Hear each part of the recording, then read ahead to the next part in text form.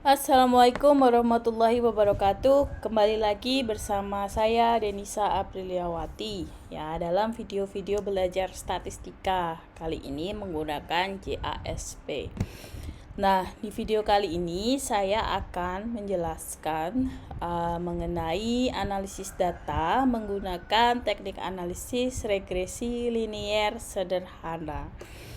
Nah, kita tahu bahwa analisis regresi merupakan sebuah analisis yang bertujuan untuk membantu kita memprediksi sebuah outcome yang belum diketahui dari variabel prediktor yang kita ketahui.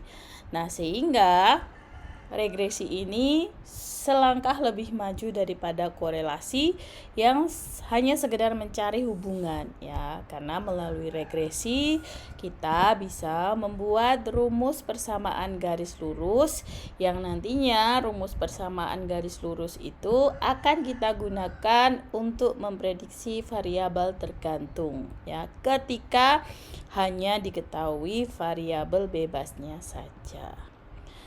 Nah, prinsip dari regresi tentu saja adalah kita ingin mencari model yang paling fit untuk garis regresi kita.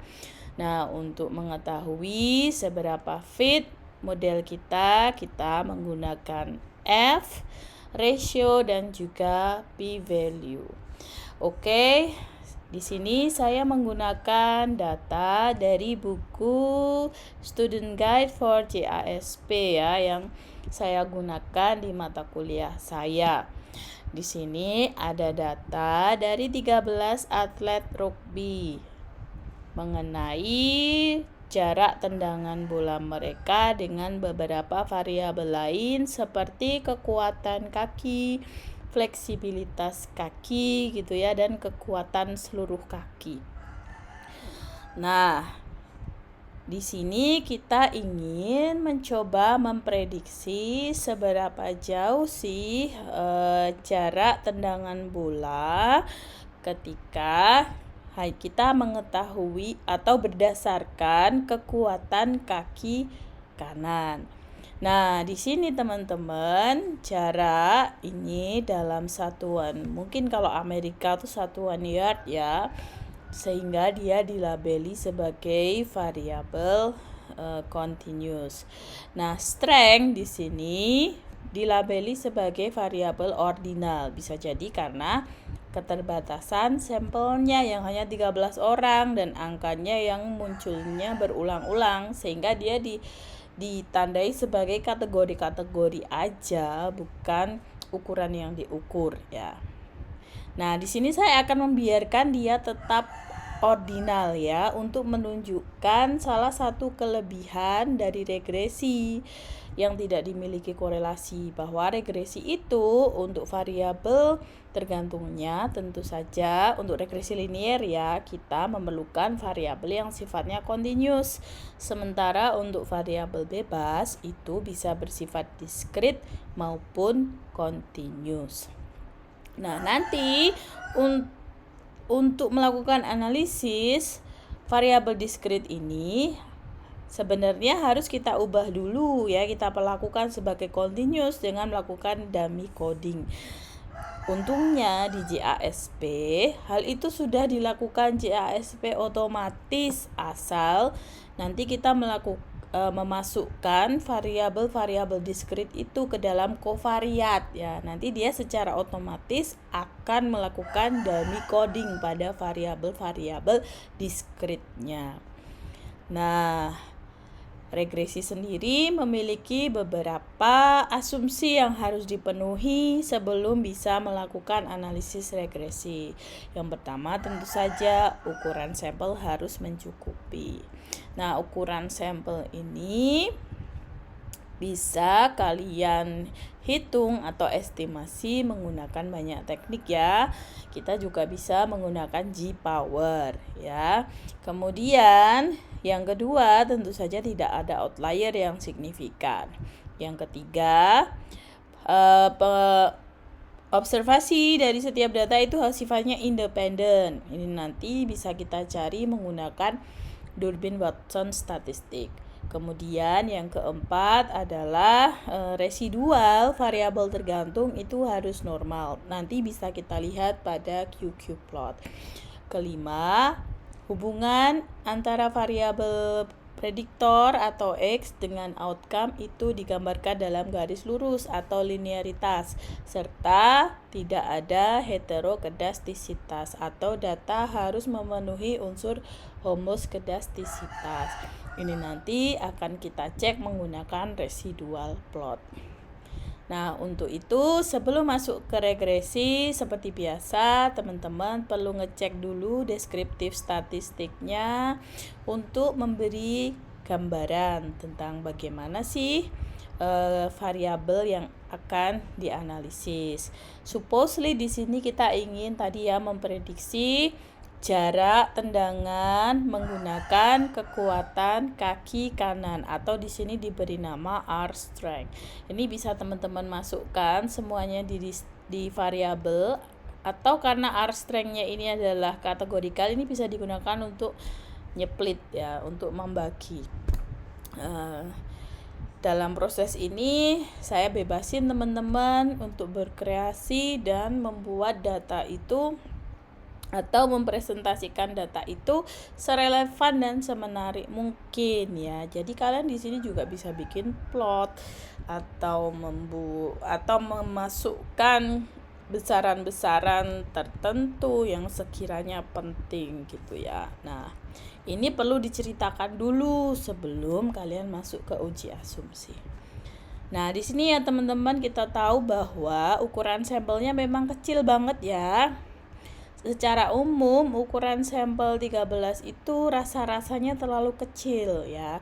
Tapi sebenarnya ini juga perlu dicek dulu sih ya. Misalnya pakai G-power, karena bisa jadi ukuran sampel ini wajar untuk topik atau variabel-variabel yang diteliti ya. Variabel seperti kekuatan kaki dan jarak tendangan atau jarak lemparan bola ini ya. Maka kalian perlu cek dulu misalnya menggunakan G-power. Nah, untuk melakukan uji asumsi yang kedua dan seterusnya dan uji hipotesis regresi, silakan teman-teman bisa masuk ke menu regression dan memilih linear regression. Kemudian di sini kita masukkan variabel tergantung kita ke dependent variable dan prediktor kita ke covariate. Nah, teman-teman perhatikan di sini tadi R strength itu ditandai sebagai variabel ordinal ya, karena dia ranking simbolnya. Ketika dimasukkan ke covariate, dia otomatis diubah jadi continuous menggunakan dummy coding. Oke. Nah, ini sudah masuk dan sebenarnya hasilnya sudah keluar, tapi kita perlu make sure dulu bahwa data kita memenuhi asumsi. Untuk itu, kita perlu ngecek di dua menu, yaitu statistik dan plot. Nah, untuk asumsi kedua, yaitu tidak ada outlier yang signifikan, itu bisa kita cek di statistik residual yang berlabel case-wise diagnostic atau diagnostik per kasus. Di sini ada dua standar yang dia gunakan, standardized residual di atas 3 atau Cook distance. Nah, berhubung regresi itu melihat keanehan data dari jauh dekatnya residual data ke garis regresi, maka besaran yang paling tepat untuk kita pilih adalah Cook distance. Ya, di sini standar Cook distance yang dibutuhkan, Cook distance di atas 1 itu dikatakan sebagai outlier. Nah, ketika kita memilih Cook distance di atas 1 ini, lihat di tabel influential cases ini kosong ya. Kosong ini artinya bahwa tidak ada data yang perlu ditampilkan karena tidak ada data yang nilai coexistence-nya di atas 1. Nah, kemudian untuk asumsi yang ketiga bahwa observasi bersifat independen satu sama lain, itu kita bisa cek menggunakan Durbin Watson statistik. Nah, Durbin Watson ini mengecek autokorelasi antar observasi. Nah, untuk di regresi di JASP itu ada 2 model ya teman-teman, model nul dan model alternatif. Model nul itu model untuk hipotesis nul dan model alternatif ya untuk menolak hipotesis nul. Nah, di sini tentu saja yang kita gunakan adalah M1 atau model alternatif.